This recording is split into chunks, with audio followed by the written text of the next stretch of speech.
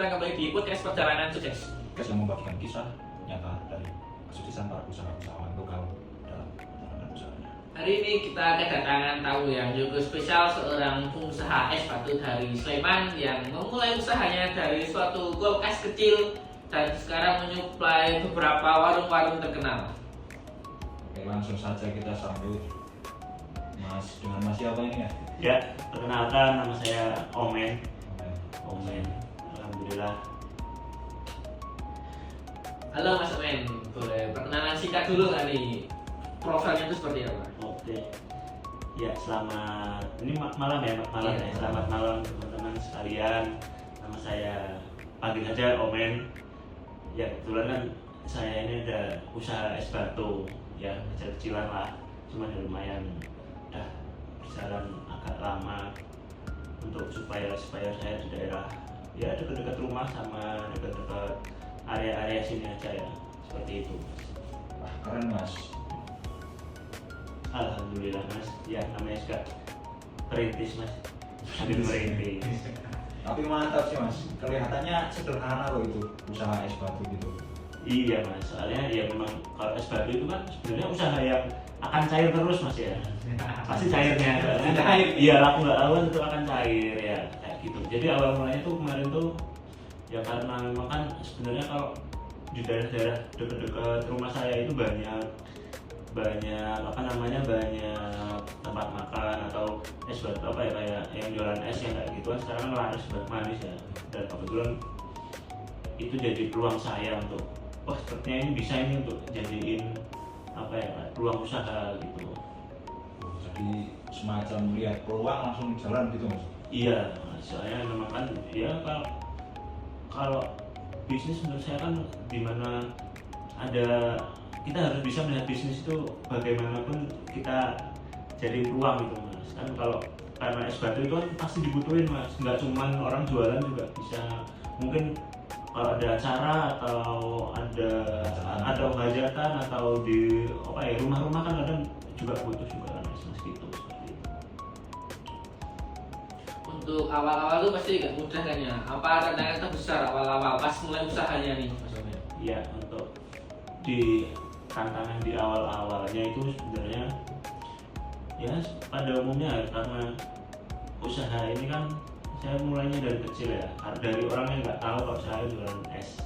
Jadi saya emang apa ya, masalahnya itu belum terkenal gitu Mas. Jadi saya tuh mau susah, soalnya kan kadang warung-warung atau tempat jualan es itu mereka mengambil itu supaya dari mereka yang sudah lama kenal, ya sudah.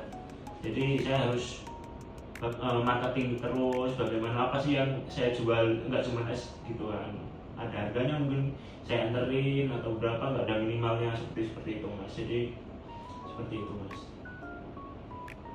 Kapan Mas merasa usaha es ini mulai berkembang secara signifikan gitu? Ya, kalau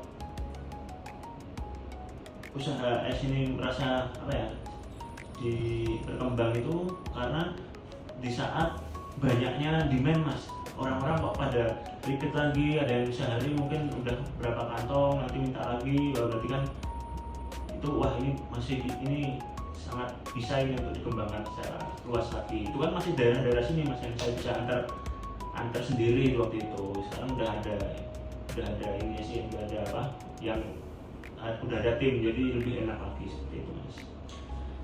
Ada filosofi hidup atau prinsip khusus gak Mas yang pegang selama membangun usaha ini jadi?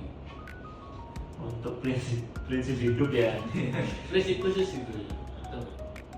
Nah, sebenarnya untuk prinsip khusus itu gimana ya Mas? Saya percaya itu rezeki itu pasti datang dari arah mana aja Mas. Tergantung kita mau berusaha atau tidaknya, kita mau berikhtiar atau tidaknya. Terus aja lah. Yang penting itu jujur. Yang penting kita mau memperkenalkan diri kita, menjalin relasi, karena memang dari awal itu yang beli cuma teman-teman saya yang tahu, mungkin karena kasihan atau apa ya seperti itu. Cuman tetap saya ikhtiarnya di situ, saya berusaha terus untuk apa ya, untuk memperkenalkan es saya, terus ngedrop ke mana, terus ya jadi kadang sampai malam itu mas. Kan kadang kan kalau misalnya yang supplier besar kalau malam itu mereka nggak menerima kan. Saya karena ini memang bisnis rumahan jadi memang jam berapapun ya selagi saya masih bangun ya saya antar gitu mas. Jadi ikhtiar saya di situ. Oh, relate banget sih yang diceritain Mas tadi. Kadang bukan modal besar tapi niat yang kuat teman-teman. Iya. Ya, kemudian sekarang itu saya mau tanya nih Mas, apa tantangannya Mas saat menjalani usaha ini dan rencananya Mas ke depannya bagaimana? Ya, tantangannya itu tadi ya, karena kembali lagi tadi, karena sebenarnya kalau usaha es batu ini sebenarnya yang lain pun ada mas, saingannya itu banyak. Jadi memang bagaimana apa ya cara nanti ke depannya itu saya bisa marketingin. Mungkin kan sekarang ada namanya media sosial itu kan sangat berpengaruh ya teman-teman ya dalam berusaha.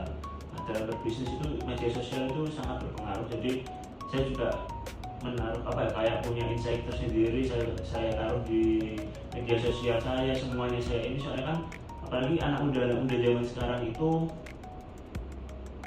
selalu menggunakan media sosial untuk mencari, jadi biar lebih mudah. Nah saya ngambilnya di situ dan untuk kedepannya semoga saya bisa mempunyai apa ya lebih apa ya, memproduksi es batu itu dengan kapasitas yang lebih besar lagi dan menjangkau yang lebih luas lagi, mungkin bisa sampai kota Jogja atau satu wilayah daerah istimewa Yogyakarta ini semua bisa saya pegang. Itu masih walaupun agak berat Sempat ada wujudnya. Iya, amin. Nah ini yang terakhir nih, yang paling penting pesan buat mahasiswa atau anak muda yang lagi bingung mau usaha itu.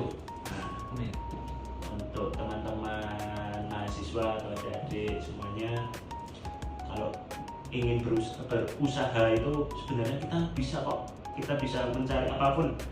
Terserah teman-teman itu maunya pinginnya apa dulu, enjoynya di mana, kita cari tahu, kita telateni kalau kata orang Jawa kan, kita niatin terus. Sebenarnya bisnis itu apa ya, bisnis dan usaha itu bagaimana mindset kita untuk mengembangkannya itu agar apa ya,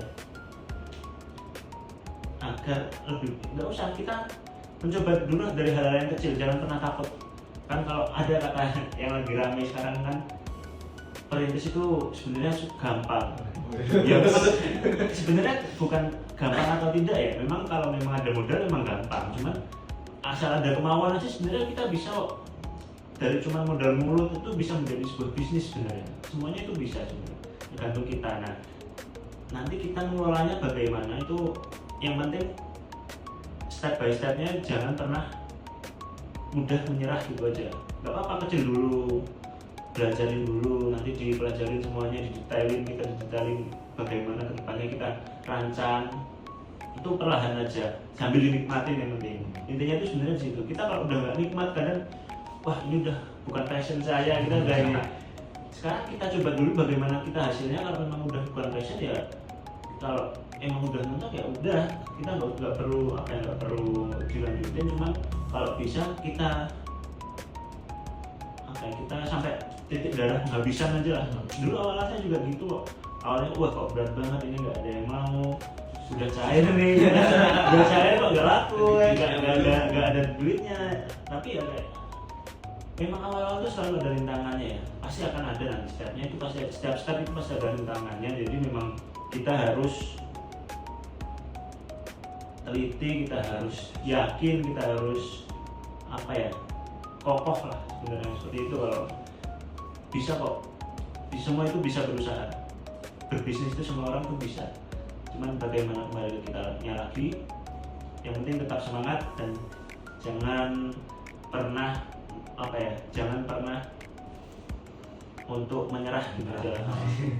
Jangan gampang menyerah tuh, wah itu yang paling berat sih itu sebenarnya, gampang menyerah, wah dikit-dikit udah nyerah. Itu tantangannya yang paling berat di situ. Itu harus dicoba diredus lagi lah, seperti itu mas.